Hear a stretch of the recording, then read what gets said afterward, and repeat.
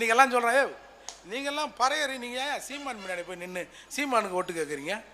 குறிஞ்சாங்குளத்தில் சீமான் நேரடியாக ஆதி பறையர்குடி 4 பேர் சாமி கும்பிட போனான். என் சொந்த மண்ணில் எனக்கு சாமி வேண்டான்னு சிலை வச்சான்.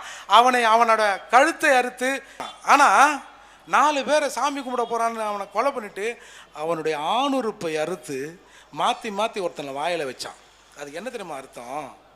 நாங்கள் 4 பேர் செத்தத்தை பற்றி கூட இல்லை, ஒரு 7 பேர் மேலே உள்ள செத்தான். ஆனால் தமிழர்கள் என்ற பெயரில் உரிமை கேட்டால் வாயில் இதை தாண்டா வைப்போம்னு சொன்னான்ல. அப்படி சொல்லுகிற போது அவன் உரிமையை மீட்பதற்கு 32 ஆண்டுகள் கழித்து ஒருவன் புகார் கொடுத்து அதை மறு விசாரணைக்கு உள்ளாக்கி பாதிக்கப்பட்டவனுக்கு நிவாரணம் கொடுக்க வேண்டும் என்று இந்த மூர்த்தி வந்தேன். அண்ணனை கூப்பிட்டேன், ஏன்னா நாம் குறிஞ்சாங்குளம் போகணும்னு. போவன் தம்பினாரு. அங்கே இருக்கிற சூழ்நிலைக்கு பிறகு ஒவ்வொரு ஆண்டும் குறிஞ்சாங்குளம் அந்த ஈகியர்களுக்கு நினைவேந்தல் நடத்துகிற சீமானை விட்டா எவன்டா அங்கே தமிழன்? ஏய் கேட்குறான், யார் இங்கே தமிழன்? யாருடா? நாங்கள் தான்டா. பார்த்துக்க. ஏன் உங்களுக்கு சந்தேகம்?